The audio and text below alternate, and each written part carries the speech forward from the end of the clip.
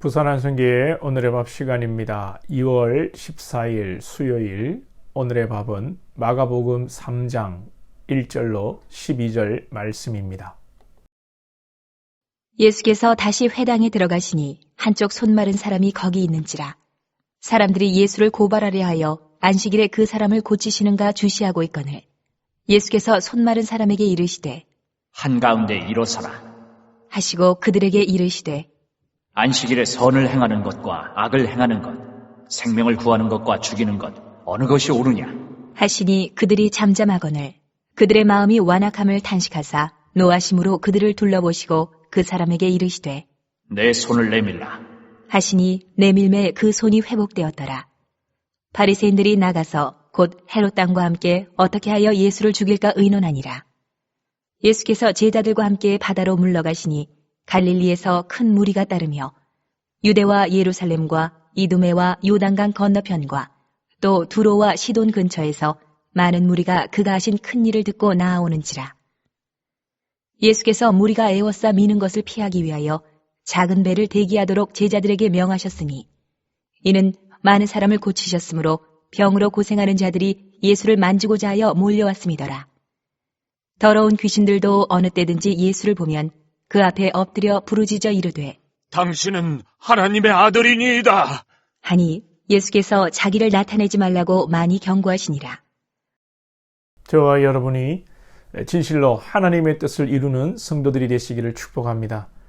오늘 본문에는 안식일에 손 마른 사람을 고치신 예수님에 대한 공격과 예수님의 사역에 대해서 소문이 나자 예수님께서 당신을 드러내지 말라는 경고의 말씀을 하십니다. 먼저 예수님에 대한 공격을 살펴보면 오늘 본문 앞에 2장에서 안식일에 대한 논쟁이 있습니다. 예수님께서 제자들과 안식일에 길을 가시면서 밀밭 사이로 지나가시다가 제자들이 시장하여 이삭을 잘라 먹으려고 하는데 안식일에 일을 했다고 율법을 어겼다고 공격을 받았습니다. 예수님께서는 안식일이 사람을 위해서 있는 것이지 사람이 안식일을 위해서 있는 것이 아니다 말씀하십니다. 그리고 오늘 본문에서 예수님께서 안식일에 사람을 치료하시려고 하는데 사람들이 급기야 예수님을 법정에 고발하려고 합니다.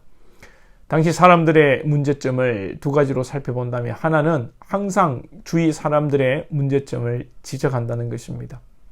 어떻게 하면 나보다 못한 사람들의 잘못을 지적할까? 그래서 늘 정죄하면서 비판하는 것입니다.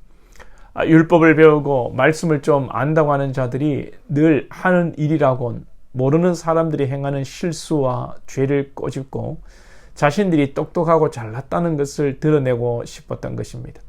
이 예수님의 판단은 5절에 그들의 마음의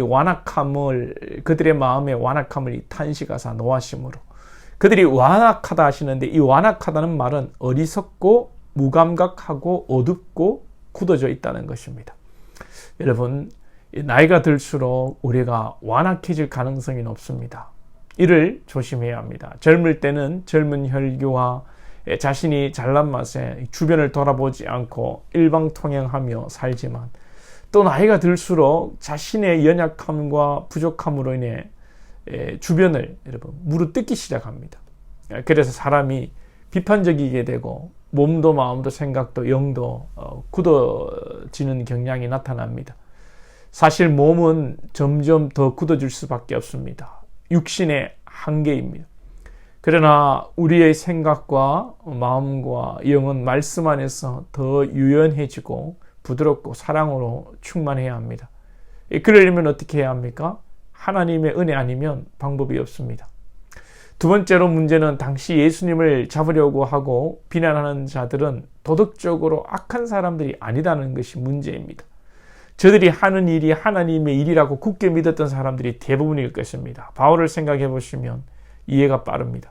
바울은 양심적으로 율법을 행하고 율법으로 그리스도인을 잡아 죽이는 일이 진정 하나님의 일이라고 생각했습니다. 마음이 악해서 바울이 그랬던 것이 아닙니다.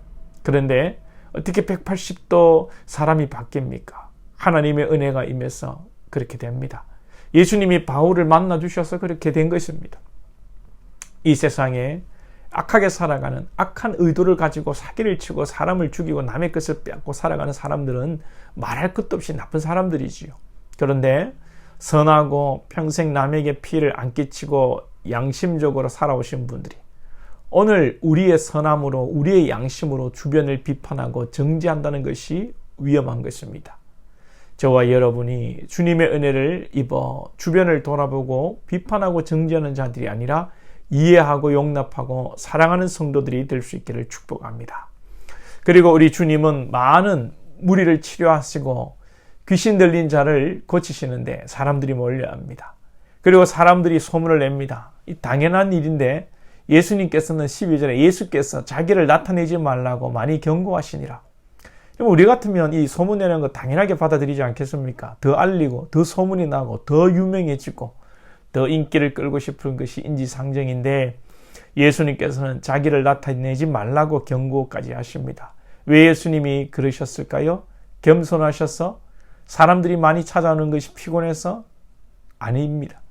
예수님은 결국 소문이 나고 인기가 많아져서 바리새인들에게, 유대인들에게 미움을 받고 십자가를 지시고 죽으셔야 합니다. 그런데 아직 하나님의 때가, 즉 십자가를 질 때가 아니다는 것입니다. 겸손하셔서 그런 것이 아니라 오직 하나님의 때를 기다리시는 것입니다. 우리의 삶이 하나님의 뜻과 하나님의 때를 깨닫고 순종하는 삶이 되어야 합니다. 무지한 우리가 어떻게 하나님의 때와 뜻을 깨달을 수 있을까요? 하나님의 은혜로 하나님께서 깨닫게 하셔야겠지요. 겸손히 하나님의 뜻과 때를 깨닫기를 구하는 저와 여러분 되는 복된 한 날 되시기를 축복합니다. 기도드리겠습니다.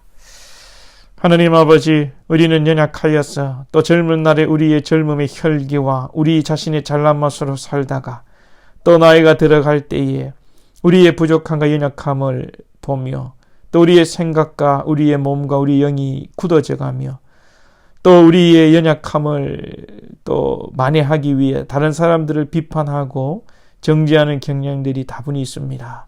주님, 우리는 언제나 우리 중심으로 살아가는 연약한 자임을 고백합니다. 긍휼히 여겨주시고 이러한 우리의 모습을 깨닫게 하시고 주님의 사랑으로 충만하며 너그러운 마음을 가질 수 있는 우리 성도들이 되게 하시며 또한 마지막의 때에 하나님의 때와 하나님의 방법을, 하나님의 뜻을 깨닫고 그 때를 기다리며 나아가는 지혜로운 주의 백성들 다 되게 하여 주옵소서. 예수님의 이름으로 기도하옵나이다. 아멘.